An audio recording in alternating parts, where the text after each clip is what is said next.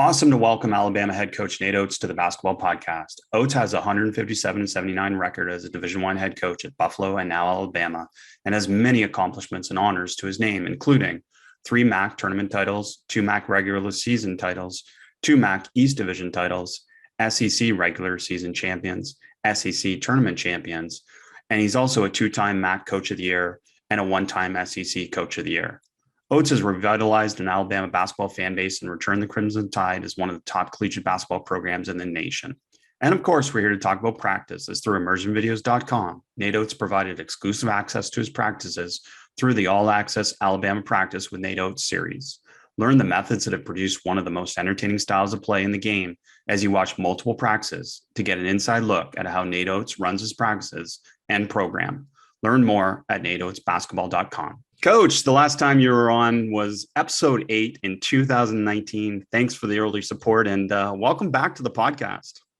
Yeah, it's great to be back on. I've always been a big fan. We go to your site. Just, a lot of times I just text you, send me to the right place on the site. I got to get a little better at navigating the site, but send me your best out of bounds plays, your best. Yeah, you've been good. So it's good to be back on. We can talk a little hoop for a little while. Yeah, it's been a lot of fun and been a lot of fun to see your path and, from high school to where you are now, and maybe a good time to reflect a little bit. And maybe what's something that has changed the most from a coaching perspective from high school to Buffalo to now for you? Like straight coaching. Yeah, like not recruiting, not, we know that part and we know the transfer portal, but more just from a coaching perspective. I mean, we were all 4 out, 1 in, all high school. Once I kind of figured out exactly how I do it, being a high school coach, you're able to experiment for a while. But once we settled in on what we wanted to do was 4 out, 1 in, kind of the dribble drive with the post being opposite. And then we did the same at Buffalo for the most part. And then I got to Alabama and we really changed it, going more 5 out. But I still think running all the 4 out, 1 in for all those years helped with the 5 out, because the 5 out your 5 out spacing is still not the greatest spacing to drive the ball. And we want to drive the ball. It's the best thing we do is open the floor up and drive the ball. It's just a different way to get to your 4 out, 1 in. It starts 5 out, and then you can have different guys being your 1 in. You pop your 5 and slash it. A wing in there. Now you got a wing in the dunkers. Your 5's spaced, or your 5 sets a simple away screen, sets a drag screen, and he can get down to the dunkers and go to your 4 out 1. Just different way. But so I think running the 4 out 1 in so much helped. But yeah, we've gone to mainly all 5 out type stuff, like similar to what you see a lot in the NBA right now. So that's probably the biggest change, I would say. Well, it's one of the reasons I always like watching you guys, other than our relationship, is just that you're enjoyable to watch from from an offensive perspective. And there's still not that many college teams that have gone all in, say, from that perspective yet. But, you were challenged this year, weren't you, with that? And, and that mainly being staying true to your philosophy, of threes, getting to the rim and free throws, because you were 3rd in threes per game, 303rd in 3-point field goal percentage, and still 16th in offensive efficiency. So can you talk about that challenge this year? Yeah, I mean, when you're going to be top 10, pretty much I think first year here we were 1st in threes per game. And yeah, I mean, every year we're going to be probably top 10, if not top 5 in threes taken per game with the way we play. So ideally you're not 303rd in 3-point percentage if you're going to take 33s a game. But, we had some rough shooting nights. We were 3 for 30 against Kentucky one game. And, you get in high school, you do it, a couple dads question you. You do it at this level, you get the whole country question you, the big fan base. And, so you got to be pretty solid with your philosophy on what you want to do. And kind of like you said, I think there's some college teams that have tried to go to some of the 5 out and experiment a little bit. And we were really successful, in year 2 here, we're 16-2 and, kind of won the SEC going away, won the regular season and the tournament both. And you saw some teams try to maybe copy what we did a little bit. Sports is a little bit of a copycat deal everywhere, the NFL, NBA, everything. And then when it's not working, you play them the first time and you see them in the non-conference and they're looking a lot more like what we're doing. And by the time you get to them by middle of January, late January, like the whole thing's scrapped because it's not working well for them. And that was the good thing, and most people don't come up the way I came up, but I'll say this, that was a good thing with being a high school coach. I didn't have to scrap everything right away as soon as it didn't work because there's not a ton of pressure. You could experiment and keep what you want, what you wanted. Shoot, one year I pressed the whole game, 16 games in it. Finally, I quit doing it after 16 games, but I at least had, I could experiment that way. So, we're still dead set on, it still all comes down to a lot of analytics. We still felt like, even though we were 303rd in the country in 3-point percentage, we still felt like getting open threes was still, it was our third best shot. We free throws at the rim twos, kick out threes. And even if we were 303rd, we're still going to take them. All of a sudden we're going to adjust and start shooting 18 footers like that. We're not going to shoot a higher percentage. You're going to get your points per shot are going to be way lower on that.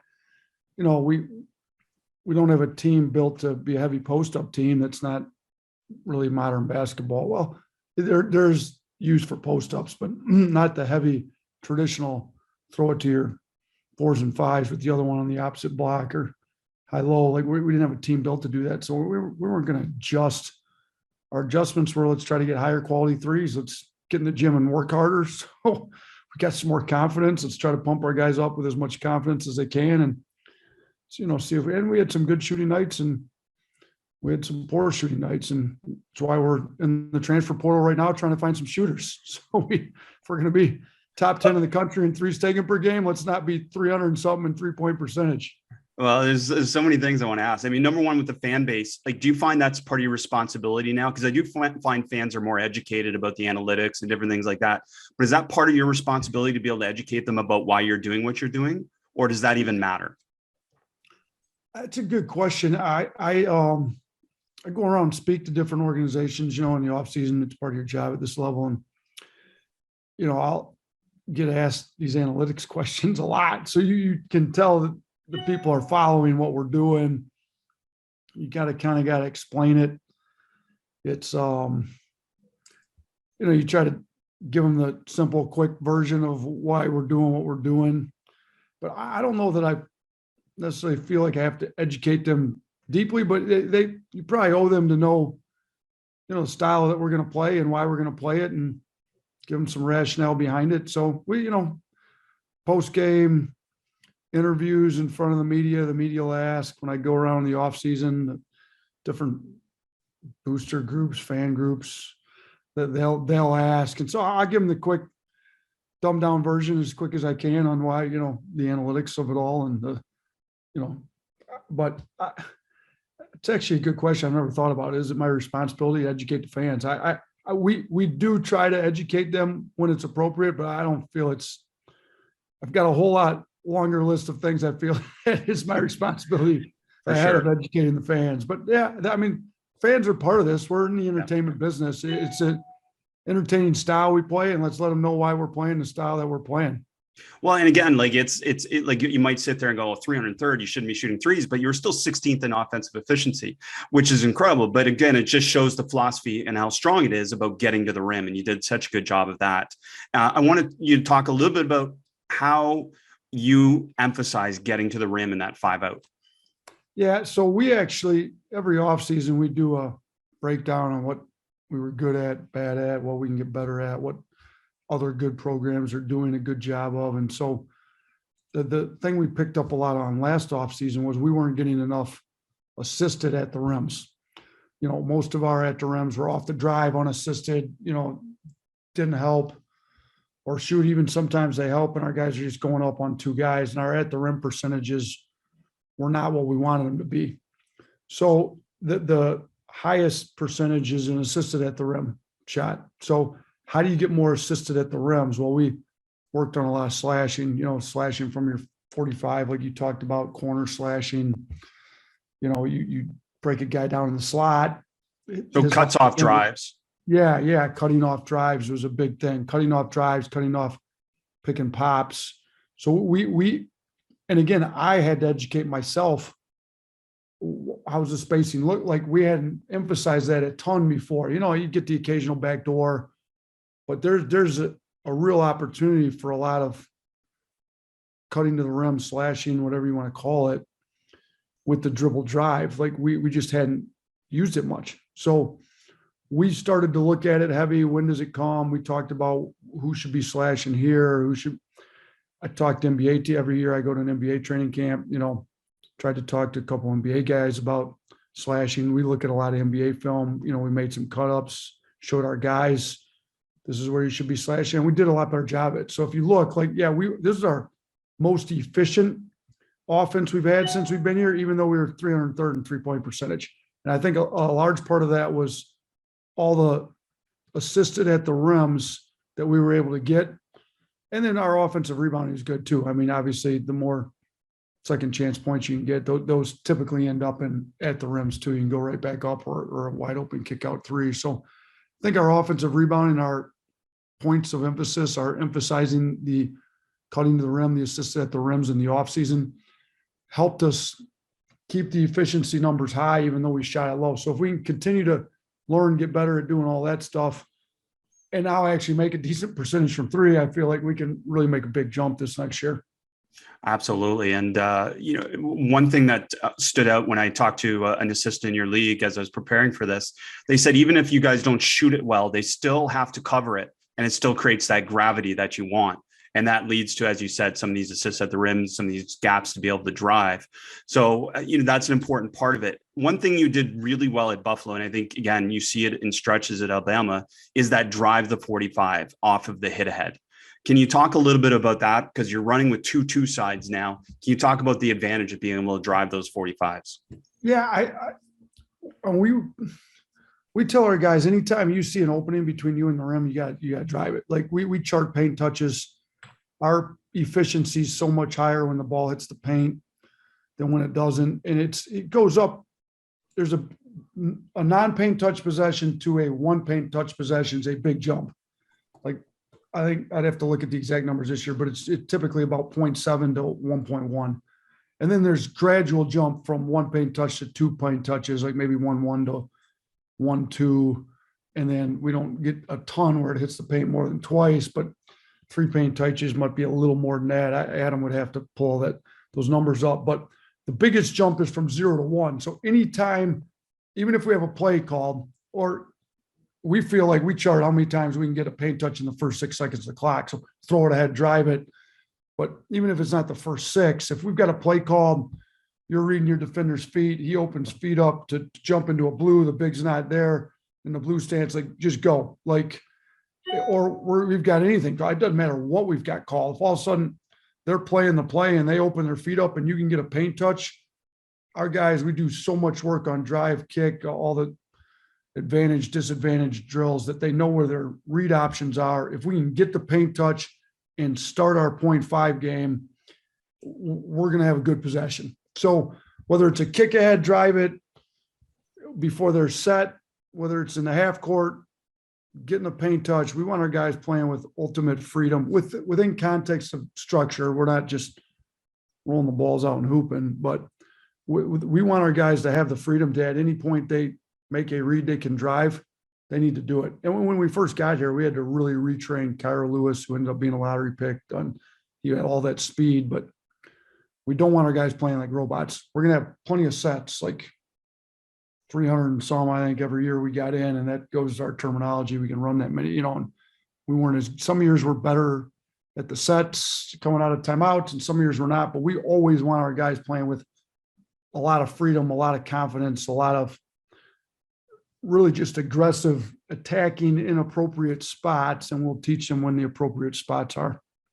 Well, it speaks to the connection between player development and your principles of play too. And I think that's something that's been exceptional, is obviously you've generated some NBA players, and obviously your players develop, but they develop because they have opportunities beyond these set positions, don't they? Yeah. I mean, we're so positionless for the most part. We're not, like you look at it last year when we had Herb Jones, who's done an unbelievable job as a rookie. Unbelievable. He really was our starting point guard. He was our second tallest guy. You know, we started Jordan Bruner at the 5, who gave us, him and Alex Reese combined, those two guys could really shoot it and gave us different spacing on the floor that way. But Herb was second tallest guy at 6'7", 6'8", whatever he is. But we really played him at the point, because if you look at who we started, it was Bruner and Herb. And then the other 3 guys, Primo started for the Spurs this year as a rookie, youngest guy in the NBA, but he's a 2 guard. Shackelford's a 2 guard, and John Petty's a 2 guard. I mean, we essentially started 3 2 guards. Herb Jones, who technically I guess would have been our 4 with how most people would have looked at it. And then Bruner. Well, the other 3 guys Herb was out there with could really shoot it and score it at a high level. And we let Herb really be our starting point guard. And then we brought Quinley off the bench. We play the 2 of them together a lot. So then you're playing with kind of 2-point guards, and you can see what Herb was able to do as a rookie in the NBA. He obviously came in really well prepared. His defense was unreal, but he was also really prepared on the offensive end. And they used him a lot as a playmaker. I mean, CJ McCollum starts, so because officially CJ would be their starting point guard, but you watch how the NBA's played.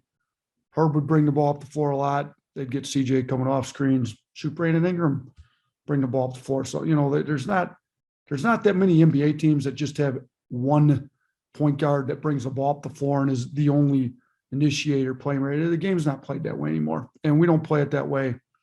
We feel like, I mean, you look, hopefully we have 2 guys drafted this year. So in 3 years, we're going to have 5 guys drafted if things go like we want them to go. And they're all guard types. Our offense is very good for guards, and it's great for a point guard. But we tell the point guards we recruit, if you're planning to play in the NBA, Steph Curry doesn't bring the ball up the floor every time. Like Draymond Green brings the ball up the floor a decent amount of times. You got to learn to play off the ball, on the ball, all types of different positions. And that's what they're going to do in our system. Just to bring that home for people, prior to your arrival, the Tide had just 1 men's basketball player selected among the top 15 picks from 1992 to 2019. And we're talking potentially after this year, I mean, 5 and growing every year. So it's tremendous. Coach, you also mentioned edits for your guys to educate them, about the assisted at the rim.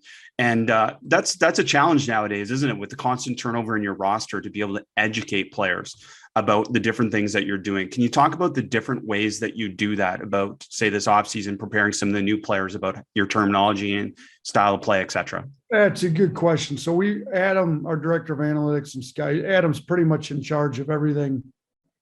Adam Bowman, right? Yeah, Just Adam Bowman, not on the court. So he used to be our director of ops, and he had a really good assistant director of ops who we moved up to director of ops. So we could totally just move Adam over to being in charge of everything off the court, all basketball related. So analytics, scouting, video, any of that stuff falls under him, and he's great at it. So he puts everything we do into just play. So like every term, and again, if you're going to have, and I'd have to ask Adam, I don't know what the number, usually the number ends up being around 300 and some set plays we have. If you're going to have that many, like it's all family based, you got your Horns family, your Iverson series, your Zipper series. Well, within that, we use a term for flair. Well, call it F. We Horns F1, Horns F4, Iverson F4, like you can have all your flares. You got another term for ball screen, flaring the ball screener, got another term. So we put the term in, then you have a diagram drawn up, and then there's also video showing it. Then we also put the playbook in there with, sometimes I like to try to limit them to 3 words, whatever it may be. Horns. So Horns is the alignment as the family of play, and then you're going to name each action, say flare or down screen is going to be named something. Yeah. And then multiple things can be put together once they learn it. Exactly. Like, so you just kind of say it. Now, if you could essentially have a play with 6 words in it, we're not doing that. It's not right. Football. We can't and we'd like to be able to have hand motion. This is another thing I've thought of. You're real innovator. I really want to take a sign language class, like just take it, find it, sign up. I've been thinking about this since Buffalo. Like it'd be ideal to have every one of your plays be able to be hand motion for when you get in the crazy loud gyms.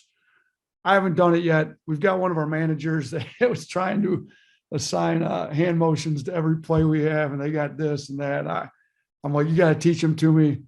I never learned them all from them. I don't know if they ever got every play with hand motion, but yeah. Well, not just teach them to you. You have to teach them to your whole team. Yeah, exactly. So I don't know, but we love the idea. We do have the terms, so, like nail stack rebel is one, right? We're going to run out of our nail series, going to run a stack, pick and roll, and then we're going to rebel off it. So like nail stack rebel, like, but you can also have horns rebel, just we've got a horns rebel. Like, so like the same action can show up in multiple family, and they will show up in almost every family. So you can get to the same action out of different alignments. That way you come out of a timeout and, you just you ran a Philly action, ran it out of Hawk series, ran it out of Iverson series, ran it out of Horn series, and, whatever it is. So yeah, so again, kid comes in like, I got to learn 300 plays. Well, no, you got to learn about, 30 or 40 terms. Once you have those terms down, you piece them together and then in your head, and then it comes pretty quick. So we put all those terms up. Then we will actually put the plays up too. And then we'll start quizzing our guys. And this year we got a foreign tour, and we struggled a little bit off a board and out of timeouts last year. So we're going to start quizzing them right out of the gate with the practices we've got with the foreign tour this summer. So yeah, Adam uses Just Play a lot. He runs the quizzes by me. He puts the stuff in. I know it in my head. And that's another thing we've talked about this offseason. We need to go and clean up our terminology. Like the longer you go, every few years when you just sit down, does it make sense to call it this? This would make more sense now that we've got this in. We're not running this a lot with our personnel. Like, we're going to try to clean up our terminology here in the next few weeks. So Just Play allows you to organize all that together, so you can do the show them the play, show them the term, show them the play diagram, and then also quiz them. Let's focus on the quizzing for a second. What type of things are you quizzing them on? And then what are the consequences of not getting a certain mark? We'll do it a couple different ways. Sometimes we put up a diagram and they just have to write down the play name. Mm-hmm. Usually they just have to write the play name down. Sometimes though, we put up video, we show it of us running in a game, or sometimes we video all of our practice. I mean, you've been through, on the full access at the beginning of practice when we go 5-on-0 or 5 versus 5 managers. You got some at least dummy defense out there so they know who they're screening and whatever. We'll record that and then, assign that to a play and show the video of it. So maybe we got 20 plays up and they write the play name down, and look, the consequences are, I read off what your score is in front of the team. So if you can't execute a play and you don't know anything, at some point you're going to get, like, if you care about winning and playing time and everything else, like, you're going to learn what we're doing. If you constantly are getting low scores on a quiz, you probably don't care that much about what we're doing. And it's hard for me to play guys that don't care, because it's hard to win with guys that don't care. So that we don't run them, fail the class. Like, there's no class, like, but there's some pride involved. I got a 20 out of 20. I know what I'm doing here. Or, we had some really smart walk-ons. I met with one yesterday. He's going to med school. Those guys would be down on the other end. This is how great the terminology works. They're our scout team on the other end. I'm putting in new sets down here. They've not even seen the new sets put in. We throw up new sets on the board and they still get them right because they know the actions and they can piece them together, and they just put, okay, it's this family with this series, this boom, boom. And they weren't there for the install because they were running the other team's stuff on the other end for 15 minutes. I did the install here and they're still getting them right. And then you got some guys down here that were sitting there for the install. Great. Don't get them right sometimes. So, yeah, I mean, if you're smart and you know the terms, you can figure this stuff out pretty quick. Well, you break it down into manageable components, chunking it, as you say, and there's really 30 things that they need to know. And then once that's just a question of grouping them. What emphasis do you put on guys studying on their own? And that has also helped, obviously, by Just Play. It gets all sent to their phones, doesn't it? Yeah, I mean, they've got everybody gets a Just Play login. I've got it on my phone. You pull the app up and you review it. I mean, we tell our guys, if you're trying to be a pro and all you do is work on the time that we can require you to be here by the NCAA, like that, that's not going to work. Like, it's all stuff. They got to come in and get extra shooting up, voluntary shooting on their own, but they also need to, you can only spend X number of hours on your feet. It's counterproductive to overtrain your body at some point. That's why we got trainers and got all this data on that stuff, strength coach and all that. But if you've got an extra hour you want to spend, pull your phone out, get the terms down. Look, our scouting reports go up on that stuff, like studying opponent stuff, like all that's it's all available on their phone. So we're big on our guys putting in extra time outside of practice to study the game. And we'll send them edits. Shoot, we make like the slashing edits that we talked about out of the NBA. Every edit we show them as a group, we'll also send it to them so they can go back and review it on their own and see it too. Pick and roll edit. We do a lot of breakdowns for guard. We try to comparison. We think you could play like, I love like some tough guard. We got a tough guard edit, like, Fred VanVleet, Kyle Lowry, shoot. We're watching it right now. I mean, the Bucks got some Drew Holiday, Javon Carter, Wesley Matthews. We're making an edit of the NBA playoffs. Kind of, we call them blue collar plays. Like, we'll send that edit out. I'm going around and meeting with our new guys coming in. This is how we expect you to play. We were great. Look, I thought we were one of the hardest playing teams in the country in year 2 with Herb Jones and that group leading the way. And John Petty played hard. Primo played hard. We're up 30, 40 on teams and still being the first team to the floor for a loose ball. We weren't as good at that stuff this year for whatever reason. So we're letting everybody know, like, when you come in next year, we've got video to show them. This is what we expect you to play like. By the way, this is also how, when the season's on the line in the NBA, they play like now. The NBA is a little different when you got 82 games. I get it. But the playoff intensity, when you lose and you go home, there's a different intensity to those games. Everybody tends to crash a little harder, all the blue collar, like it's, so we're putting together an edit on that stuff. Like, this is how winning basketball is played. This is what we expect out of you on a nightly basis here in college basketball. Well, you referenced, maximum effort as a core value in your program in terms of playing hard and the different things that go with that. And that stood out in the all access practice, NateOatsBasketball.com. I mean, it just stands out how hard your guys practice, but how much they must enjoy practice too, because they get a chance to compete. Can you talk about the competitive component and how important it is to your practices? Yeah, I think it's huge. I mean, I always like running stuff competitive. As a high school coach, I'd go watch, a lot of years we'd go watch a college and an NBA both, like, because college would start, NBA would start up, and 2 or 3 weeks later, college. Now they're kind of at the same time now, which makes it a little harder for me to go watch NBA, but I still make sure we do it, even if it's just for 2 days or whatever. But I saying all that, I went out to Pepperdine and watched Vance Wahlberg one of the years. His first year at Pepperdine, was out there for a whole week almost, I think 4 or 5 days with my assistant. Me and Josh Baker went out there then, and everything he did was competitive, like 2 even teams. And we were trying to make stuff competitive, but he did it. He had it really organized competitively. So we kind of followed that model a little bit, and we, as much stuff as we possibly can every practice, like our 5-on-0 offense, you can make competitive. Like, you score it, we score, put a shot clock on it. Sometimes we do it with no defense. How many paint touches can you get without breaking our spacing rules? You get a 3 for a 3, you get a 1 for a tip in, like you got to shoot a 3 at the end. Like, you can score, you can figure out a way to score just about every drill you're running. So we make it really competitive. Red team, white team, loser owes sprints at the end. We got a whole deal on that. Winner has to make a free throw to validate their win. You get pressure free throws throughout practice. We let them shoot free throws at the end, the losing team, to knock off some of the sprints. But if there's all little things that you can still do in high school and college, I think, to make stuff competitive. And our guys like it. They don't want to, you don't want to just come in and practice to print. No, like, I want to come in and compete, and we want to teach them to compete.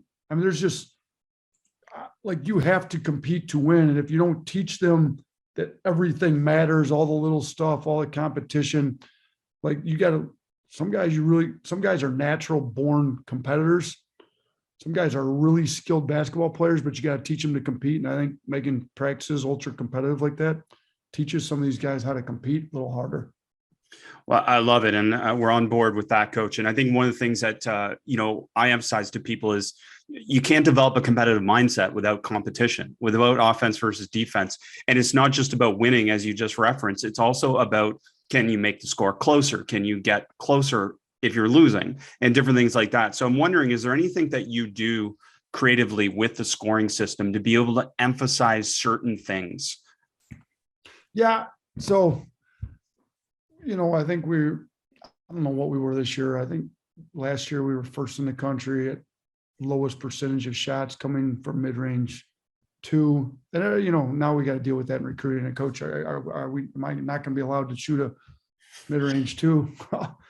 I think even when we were the best in the country at not taking them, we were still 12.8%. Like we vary from like 12.8 to 15, 16%. That's still 1 out of every 8 shots is still a non-rim two. Like, yeah, you're allowed to take them in appropriate situations, but we're not going to draw a play up to get the most inefficient shot in basketball. Like we're not drawing plays up to get contested mid-range twos. Like some college teams, over 50% of their shots are mid-range twos. So the scoring system, we give 3 for a 3, 2 for an at the rim 2, and 1 for a non-rim 2. Like, all right, you can take them, but we're not going to score them very high because they're not really efficient. We chart all the guys stuff, and we will make exceptions. Like we've got a 4-point line in practice. Well, I'm not giving 4 points to everybody that fires them up from out there, because if you're a bad shooter, that's not a good shot. Now, if you got range out to 3 feet past the NBA 3, and we can space the floor even further, like we want you to shoot those. Shackelford could really shoot from that range. Petty had good range. Well, some other guys' range wasn't that far. Quinterly can shoot from that deep. Well, I'm not letting everybody fire up 4-pointers. But we chart everything in practice. If you're, shooting 40% from 3, and then we'll let you go back to 4-pointers and give you 4 for them. Anybody else firing up 4-pointers, it's just going to count for 3 like normal. But, we try to encourage, we'd like the floor spaced as deep as we can. I mean, you watch what the NBA is doing now.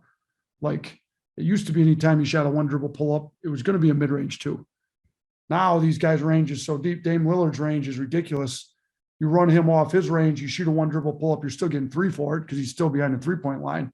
So, we're encouraging the deeper shots. So we got a 4-point line, obviously a 3-point line, 1-point mid-range, 2 at the rims. When we want things emphasized, like when we were emphasizing the slashing, the assisted at the rims for a while there at the beginning, any assisted at the rims were worth double. So now they're worth 4 points. Like if you want your guys to really do something, incentivize it, make it worth more points. Like we weren't rebounding the ball well enough. All right, every time we scored off an old board, it was worth double. Instead of 2, it's worth 4. So, and then we tailor it back. All right, it's a +1. You score off an old board, you get an extra 1. So you hit a dagger, get an old board, throw it out for a 3. Now it's worth 4. You get an old board and go right back for a 2. Now it's worth 3. So we try to incentivize things that we're emphasizing. You can do it by day, by week. Some of the stuff we keep in, we give 2 points for a charge on the defensive side all year. We didn't take nearly enough this year, so maybe we need to make it worth 4 to start next year or something. But like try to figure out what you want to emphasize, what's important to you, and incentivize it without you score the game a little bit. And we'll still we do an end of game situation at the end of just about every practice where we throw all the extra scoring incentivizing out. This is a normal game. 3s are worth 3. 2s, no matter where they're at, are worth 2, because they're still at an end of game situation. Like with the analytics, it's over the course of a season, over the course of a whole game. If you're down 1 and you're, 40% from 3, but you're 45% on a mid-range 2, well, make more sense to get a mid-range two at that point. All you need to score is 2 points. Like over the course of a game, you'd be much better off taking a 1.2 points per shot from three. But there's certain situations where you got to adjust the analytics for a one possession. So in our end of game stuff or a 6-minute game or whatever we got, we throw all the extra scoring out and we just score like a normal basketball game. So we do that as well at the end.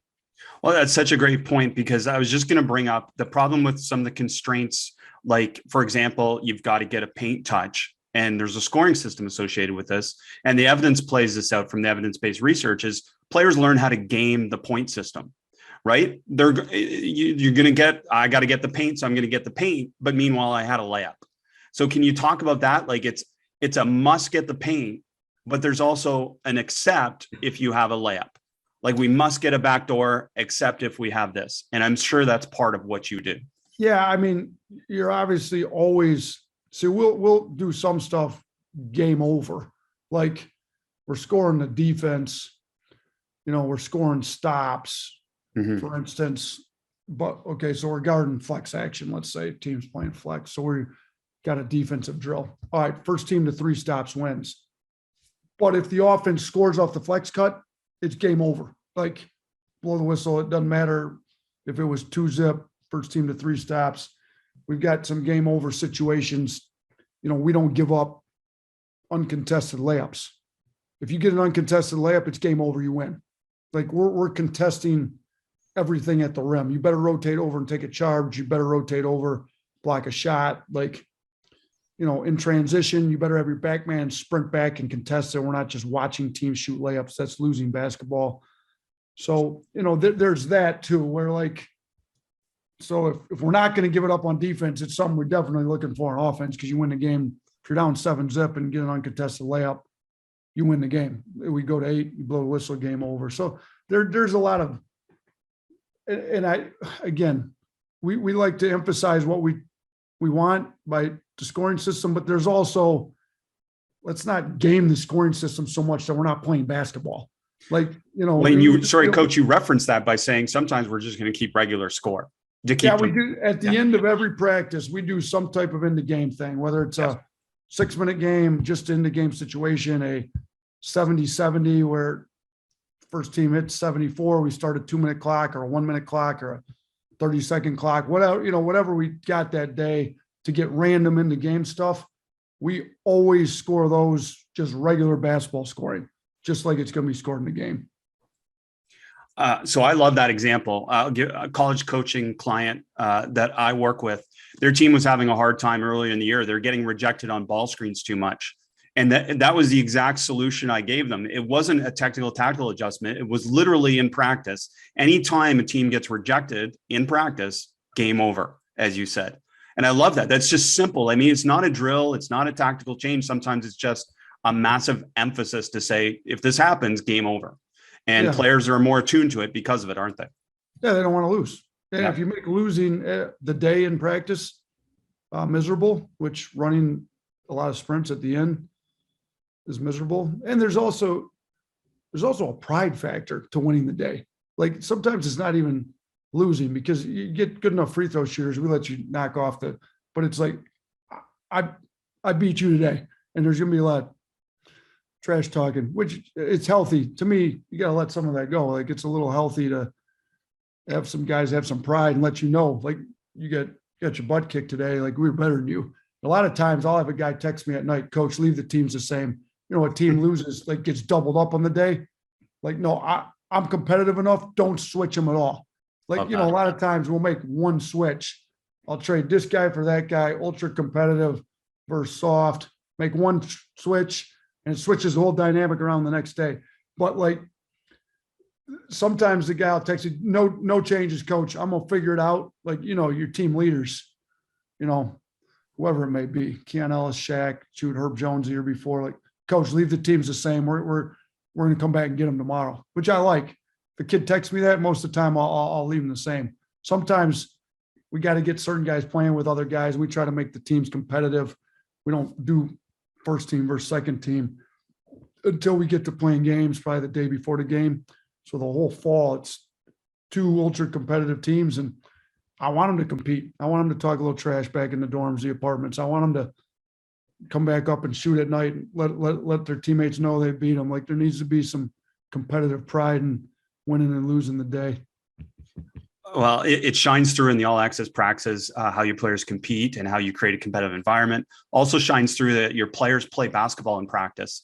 And also we get an insight in terms of how you coach them when they're playing basketball, because I think that, again, is part of the art of what you do, is that you're able to coach them within the context of the game. Can you talk about some of the different ways that you hold them accountable to what you're teaching while they're playing basketball in practice?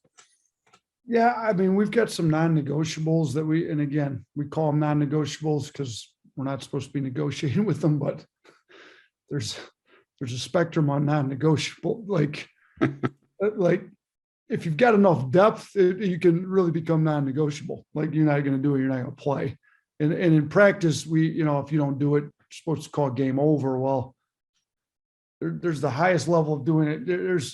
I felt like we let some stuff slip this year, to be honest with you. But I also think, there's different ways to motivate guys. And as, different kids are different generations are different. I mean, shoot, I've been coaching I still feel like I'm pretty young, but I look back on it, it's been a long time. I was at a lot of games and a lot of practices. Yeah, my first year as a head coach at Romulus was 02, 03. We're approaching 20 years from then. And that'll all been as a head coach outside of the 2 years I was Coach Hurley's assistant at Buffalo. So, our non-negotiables on the defensive end are we sprint back every time. So if you don't sprint back, and that one's pretty cut and dry, I can tell whether you're sprinting or jogging, and a jog is unacceptable. It's losing basketball. So we sprint back, we get in a stance. That one becomes a little more subjective. How deep of a stance, but if you're standing straight up and down and your knees are locked, you're not in a stance. That's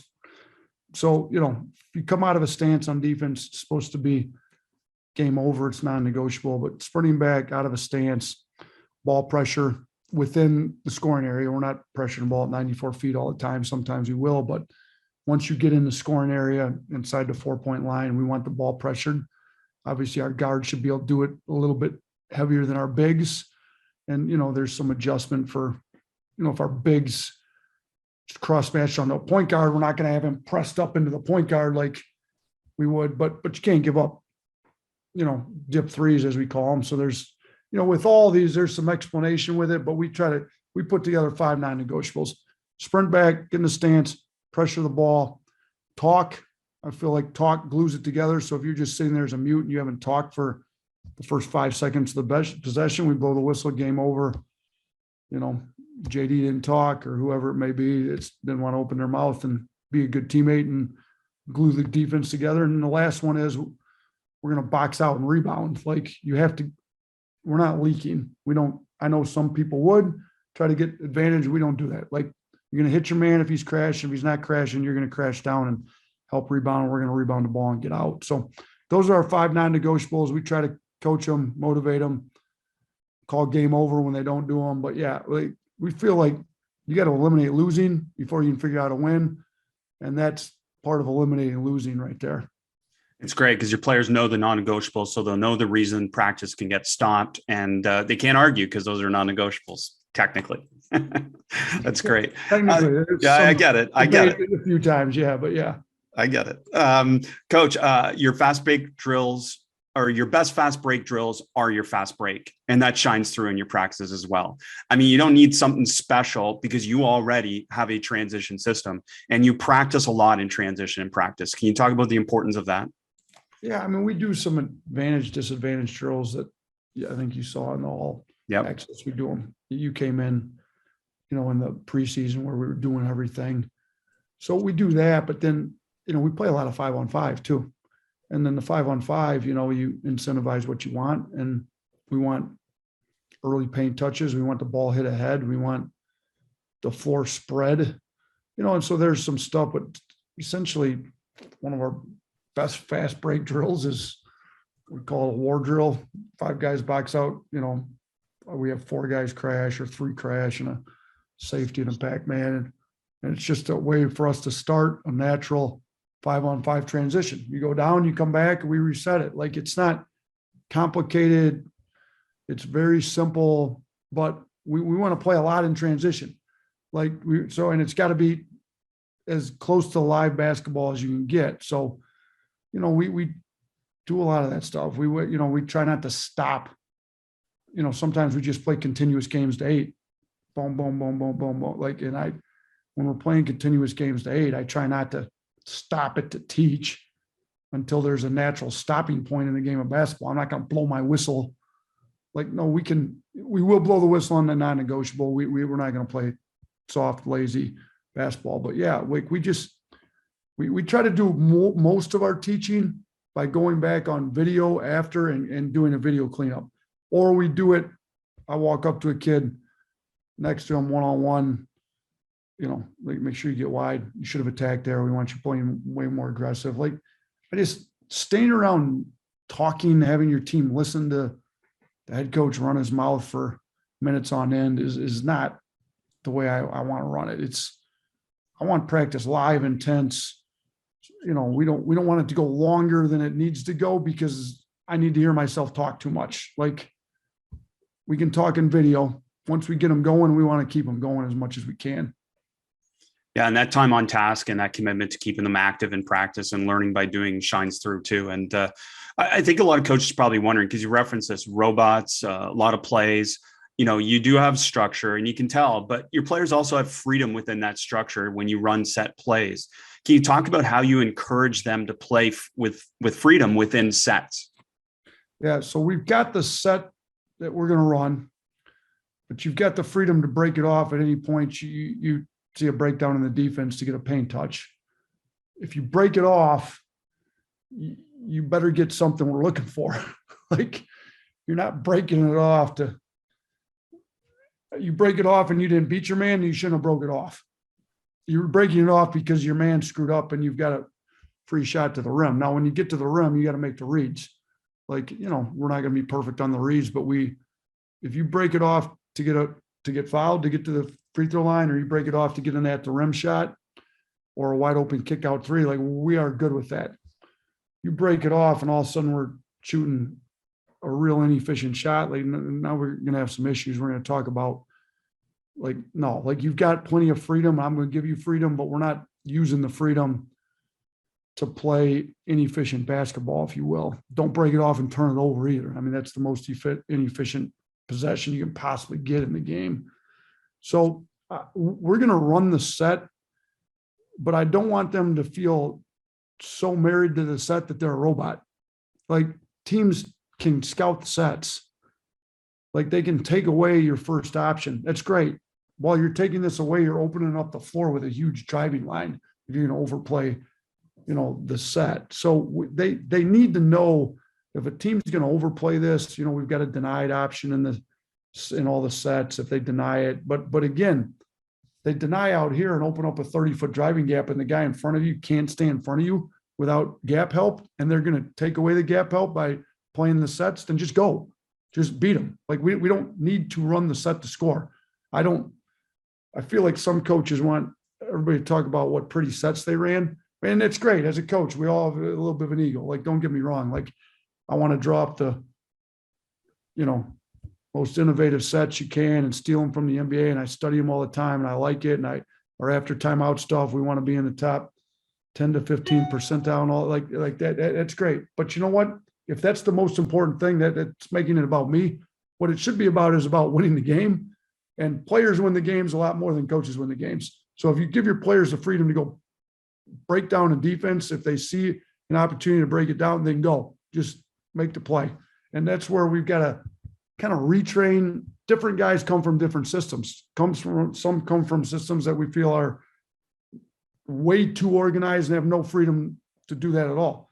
Some come from not enough organization, and you just know you have to know where your players are at when you break a defense down. You have to know when it's appropriate. You have to know how to space the floor appropriately. Don't get in your teammate's way as he's able to break a guy down. So there's obviously the spectrum goes from one end to the other, and we want as much of all that as you can. Let's be great at running a set, but let's be even better at playing at the end of a set or breaking the set down when it's appropriate. Let's be great at playing in the flow. Let's be great at getting into the flow before we ever have to. Like anytime we're playing off a rebound, a steal, even a made basket, I'm not trying to call set. Like we try to call set when the whistle's blown or we're out of a timeout or, maybe end of game, we've got something we definitely want to go to. We'll slow it down or we're up. All right, we can run some clock and then run a set. But in the general course of the flow of the game, we call it our flow game. When we can flow and we're flowing, we're trying to teach them how to play in our flow game. And we want a lot more of that than we do. Whoa, we're running this. Like you can't play fast. We're one of the fastest teams in the country every year. If you're trying to call a set every time down the floor, you're going to be one of the slowest teams in the country. It's not what we're trying to do. It speaks to the balance that you're trying to achieve with a lot of what you're doing. And you mentioned playing fast. So maybe the last question on practice is, how are you measuring pace in practice, or how are you helping your players understand the pace in practice that you need to be as fast as you want to play offensively? Again, that's where like different drills, you incentivize different things. So we've got different fast break drills. So one of ours is just a 5-on-5 game. We call it a pace game, where we set the shot clock for different times, like 14-second shot clock today in a pace games, or 16-second or whatever. And if you don't get a paint touch, we've got a couple non-negotiables on offense. One of those is you shoot a contested non-paint touch jumper, like it's game over. Like you're not shooting a contested jumper before we've given the defense a chance to break down. So you better figure out how to get a paint touch before that shot clock goes down, or it's game over. So that's incentivizing, hitting the head, getting a paint touch early in the clock so we can get it. Another game we play, we give them the points left on the shot clock. So we play with a 30-second shot clock. If you score in the first 3 seconds of the shot clock, you get 27 points. If you score with 3 seconds left on the shot clock, you get 3 points. And it doesn't matter whether it's a layup, a three, whatever. I one of my former assistants, Jamie at Buffalo, sent me that one. I think it was a women's coach, I believe, at Maryland that was running. It was good. I like the idea. So we put it in 2 years ago, and it plays to how we want to play. Like I was a high school coach for a long time. We'll steal stuff from NBA, women's coaches, high school coach. I really don't care where it's from. If I like the idea, give it to. That's why I like listening to your podcast. You got people from all over the place, overseas coaches, anybody that's got some innovation to them. I think you figure out how to get them on your podcast. And I don't have time to listen to them all. I'll try to, as we're in the off season, I get some more exercise time and I can throw them on while I'm exercising. I'm going to try to catch up. But if you got good ideas, you send them to me or tell me which podcast to go to. So I like hearing different ideas from different people to kind of play the way we want to play. Well, I hope so many coaches will go check out nateoatsbasketball.com and see your practices and the style of play that's led to so much success. Coach, 3 core values of your program: max effort, continuous growth, selfless love. The selfless love part in particular, I want you to talk about, because, obviously we get this impression from listening to you. You run a competitive program. Players like to compete within your program. They like being a part of your program. And one of the reasons, I imagine, is because you balance all that competition with this selfless love concept. Can you talk about that? Yeah. So when we created our culture playbook back after year 2 at Buffalo, and we talked about it, you really what do you want your program to be about? Even if you don't have core values or a culture playbook, you have a culture like everybody does, whether it's good, bad, changing every year, but you got a culture. So I thought about, as a high school coach, why did I get into coaching as a Division III assistant? Like why? And one of them was, I used to tell Baker, my guy that was my assistant for 9 years back at Romulus, and if all we're doing is teaching guys to put a round ball through a ring, we're wasting an awful lot of time. Like there's a lot more things I could be doing to impact society and teaching kids how to throw a ball through a ring. So, but if we're the most educated, hardest working coaches at coaching the game of basketball, I think you can get some kids respect to help them really learn how to be better people, better humans. And at the high school level, let's get them a scholarship out of it. Let's get them educated. They can make a difference in their families. I got kids that played for me making a lot of money as professionals that were, Will Clyburn's playing over in Europe, plays for CSKA Moscow. making a great living for his family, really impacted things. So like, let's use basketball as a tool to help these guys become better citizens and better young men. So one of that's selfless love. Get out of yourself, get into your team, get into your community, like learn how to love each other. And love's something that a lot of people don't talk about with young men to each other, but you need to learn how to love your teammate, your brother, your sister, the people in your community. Like if you really love your teammate and he's doing stuff he shouldn't be doing off the court, you address it with him. Like smoking weed, like that's not the best thing for you to get where you're trying to get. Like, I'm your roommate. Like, no, like we're not doing it anymore. Like hold them accountable. Like there's tough love. But we want our guys to be great teammates, great citizens, really good kids, that people that are associated with the University of Alabama are proud to call this their basketball team. Like we feel like that's kind of our character component and our core value. And we want to make that a big deal.